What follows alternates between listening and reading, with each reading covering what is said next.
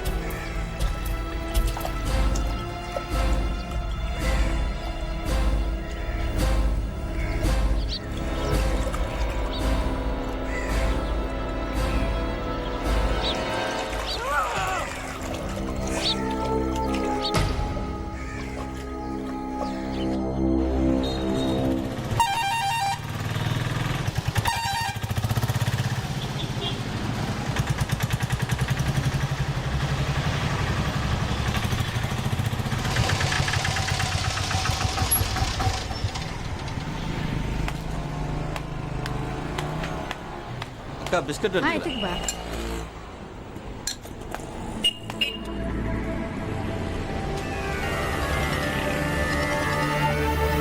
என்ன ஒரு டீ?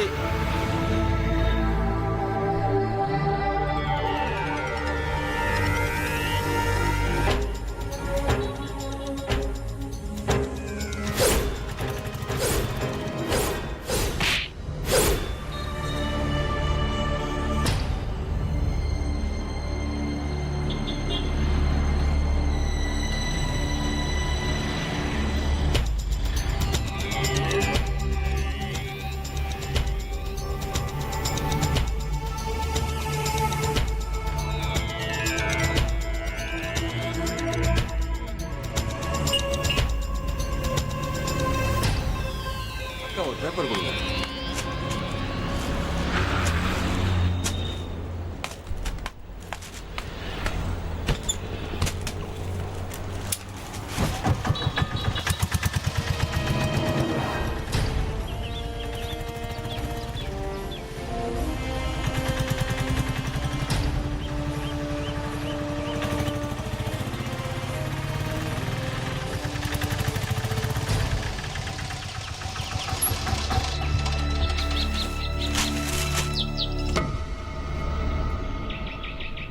ஏரியில் இளம்பெண் பிணம்.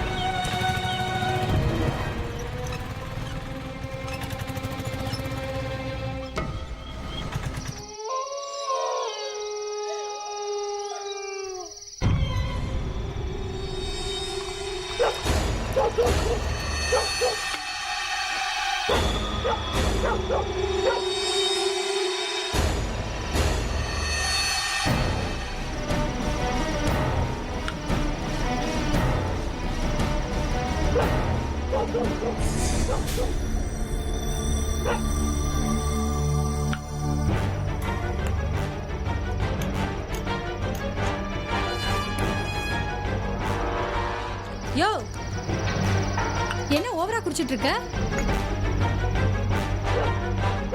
யோ, உன்னதான் கேக்குற, சொன்னது காதுல விழல. இப்ப என்ன நடந்து போச்சுன்னு பேய் குடி குடிச்சிட்டு இருக்க? பேப்பரை பாரு. என்னது இது? நீயே பாரு. யாரு அந்த பிரியங்கா? டிவி நியூஸ்ல கூட சொன்னாங்கயா, இந்த பொண்ணை கொலை பண்ணி ஏரியில போட்டாங்களாமே. ஆமா, இது எதுக்கு என்கிட்ட காமிச்சிட்டு இருக்க? 2 நாளைக்கு முன்னாடி பேக்ல நகையும் பணமும் கொண்டு வந்தேன்ல, ஆமா, அது எல்லாமே இந்த பொண்ணோட தான். யோ, என்னையா? அப்போ இந்த பொண்ணை கொலை பண்ணது நீதான் கொலை பண்ணியா?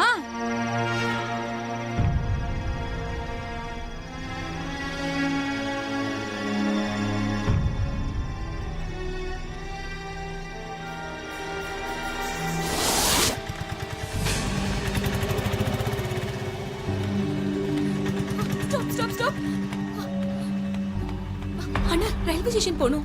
இந்நேரத்துலயாம்மா? ரேட்டு கொஞ்சம் அதிகமா, பரவாயில்லையா? எவ்வளவு ஆனாலும் பரவாயில்ல. இந்த வண்டியில இருங்கம்மா, போலாம்.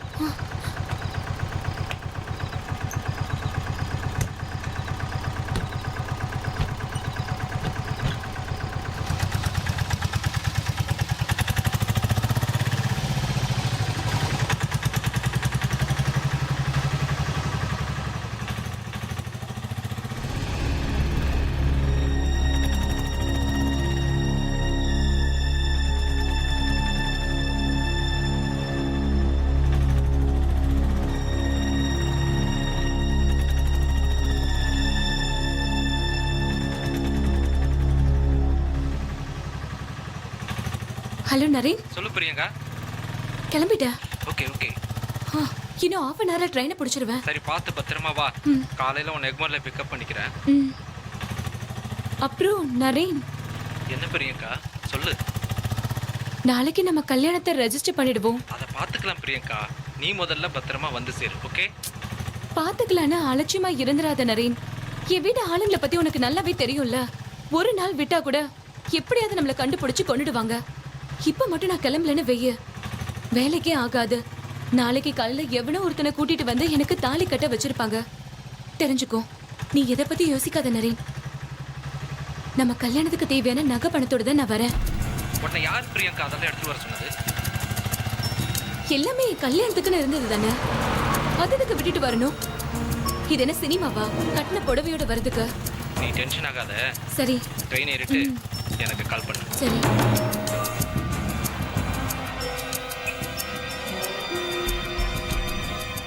அண்ணா. சொல்லுமா. அண்ணா, கொஞ்சம் வேகமா போங்க அண்ணா. ட்ரெயின் பிடிச்சாகணும், டைம் வேற ஆச்சு. என்னம்மா, வீட்டை விட்டு கிளம்பி வந்துட்டியா? உங்களுக்கு எதுக்கு தேவையில்லாத இந்த கதை? இல்லம்மா, வீட்டை விட்டு கிளம்பி வந்துட்டியான்னு கேட்டமா, வேற ஒன்றும் இல்லம்மா. கிழக்கில் உதிக்கும் சூரியன் மேற்கில் மறையும், இதுதான் அனைவரின் நம்பிக்கை. ஒருவேளை நம்மை தாங்கியிருக்கும் உலகப்பந்து உடைந்து விட்டால் நமது நம்பிக்கை எல்லாம் என்னவாகும்?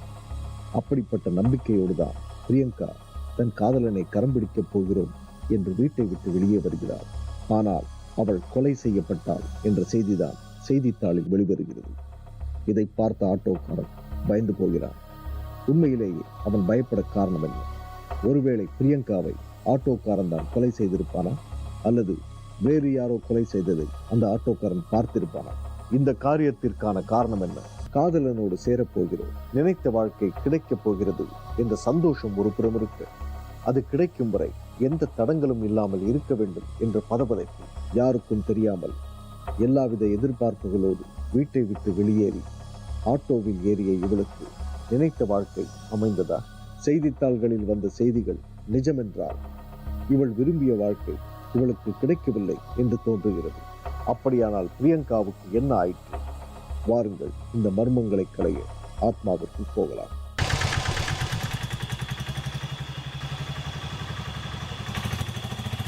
அண்ணா, எங்க போயிட்டு இருக்கீங்க அண்ணா? இது ஷார்ட் கட்மா, இந்த வழியா போனா சீக்கிரம் போயிடலாம். ஓகேயா? வேண்டாம் வேண்டாம், நீங்க ஆட்டோ திருப்பி மெயின் ரோடு வழியா போங்க ப்ளீஸ். மெயின் ரோட விட ஷார்ட் வழிதாம்மா. சீக்கிரமா கொண்டு போய் உன்னை சேர்க்கறேன், கவலைப்படாத. ஓகேவா? ஆட்டோ நிறுத்துறீங்களா ப்ளீஸ்? இதோ வந்துருச்சுமா. ஆட்டோக்காரனுக்கு தெரியாத வழியா? நீங்க இப்ப நிறுத்தலன்னா நான் போலீஸ்க்கு ஃபோன் பண்ணிடுவேன். போலீஸா? போலீஸ்க்கு வர போவியா நீ? எங்க போறீங்க? ஆட்டோ நிறுத்துங்க.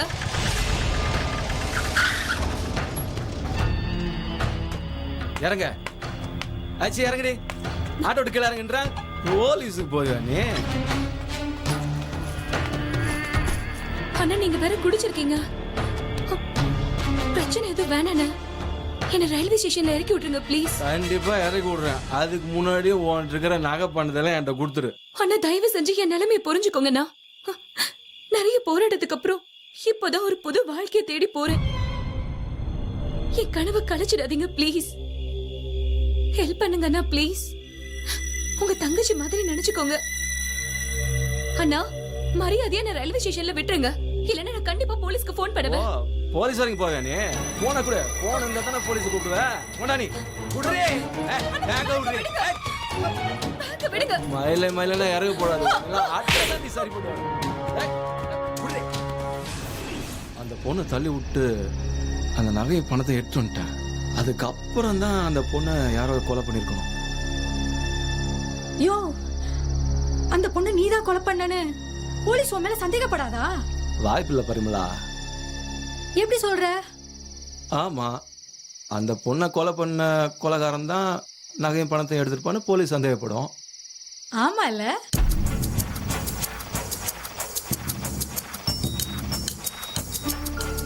யோ, எங்கயா போற? சரக்கு பத்தில வாங்கிட்டு வர்றேன். யோ யோ, ஏற்கனவே நிறைய குடிச்சிருக்க. சரக்கு சுத்தமா ஏறவே இல்லை. மணி 11 ஆகுது. பரவாயில்ல, நம்ம பிளாக்ல வாங்கி. இம்சை.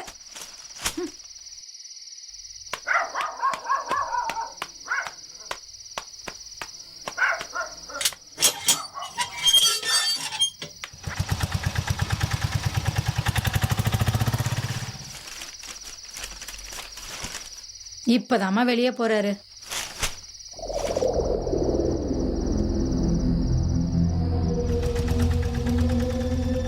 மாமா போனை கொஞ்சம் கட் பண்ணு.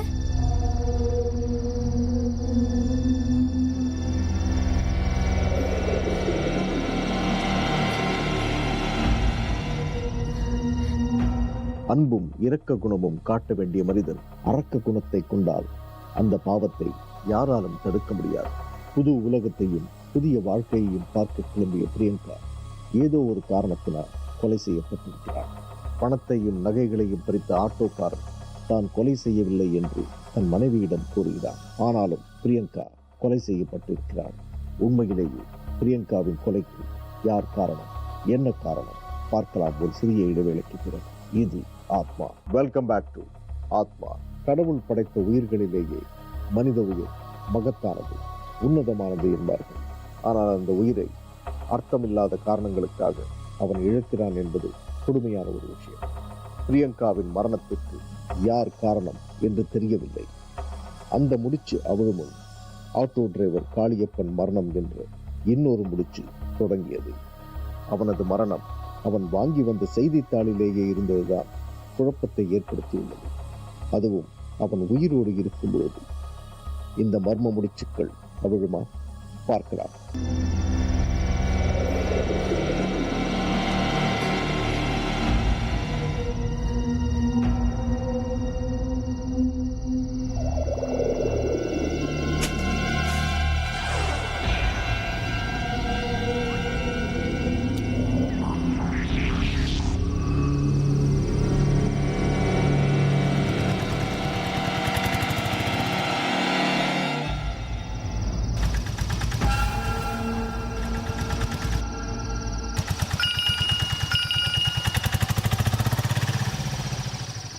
என்னடி?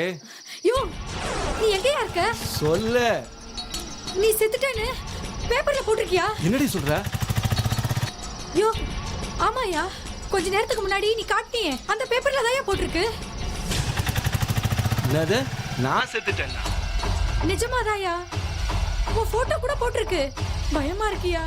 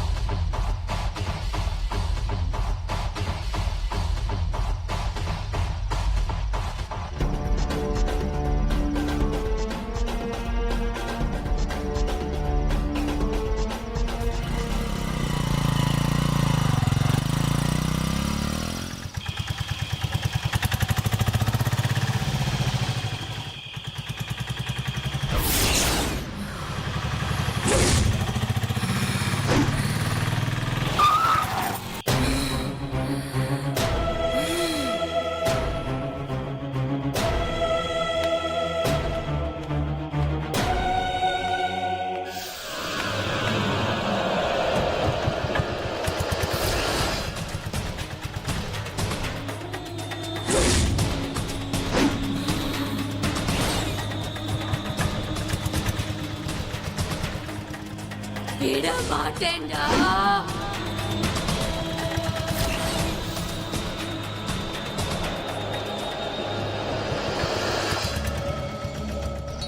நீ செத்துட்டேன்னு பேப்பர்ல போட்டிருக்கியா?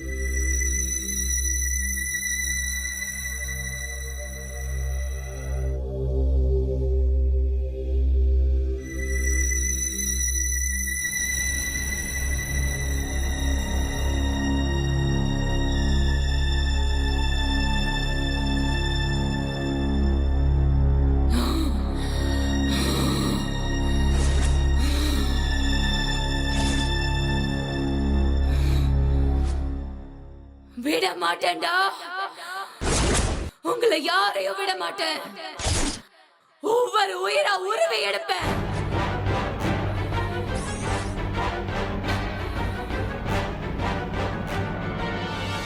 தனது கொலைக்கான நீதி கிடைக்கவில்லையே என்று அநியாயமாக சாகரிக்கப்பட்ட ஆத்மாக்கள் அமானுஷ உலகில் ஏங்கிக் கொண்டிருக்குமா? தன் கொலைக்கு காரணமானவர்கள் தண்டிக்கப்பட்டாலோ அல்லது சாகடிக்கப்பட்டாலோ அந்த ஆத்மாக்கள் மிகவும் சந்தோஷப்படுமா? அந்த சந்தோஷத்துடன் அந்த ஆத்மா அடங்கி விடுமா? பிரியங்காவின் மரணம் ஆட்டோக்காரனால் ஏற்படவில்லை. அதற்கு கண்டிப்பாக வேறு யாரோ காரணம். ஆனால் அந்த கொலைக்கு பிள்ளையார் சுழி போட்டது என்னவோ இந்த ஆட்டோக்காரன் தான். அவன் மட்டும் ரயில் நிலையத்தில் பிரியங்காவை விட்டிருந்தால் இந்நேரம் அவள் காதலனோடு நிம்மதியாக வாழ்ந்திருப்பாள். பிரியங்காவை தாக்கி பணத்தையும் நகைகளையும் பறிக்க பாவம் அந்த பெண் உடலாலும் மனதாலும் பாதிக்கப்படுகிறாள். அந்த வெறியை தீர்த்துக் கொள்ளத்தான் அவள் ஆட்டோக்காரனை பழிவாங்குகிறாள். தன் மரணத்திற்கு காரணமான ஒவ்வொருவரையும் பழிவாங்கி தீருவேன் என்று பிரியங்காவின் ஆத்மா சொல்ல காரணம் என்ன? அப்படி என்றால் அவள் மரணத்தில் பல பேர் சம்பந்தப்பட்டிருக்கிறார்களா? யார் அவர்கள்? அவர்கள் ஏன் பிரியங்காவை கொல்ல வேண்டும்?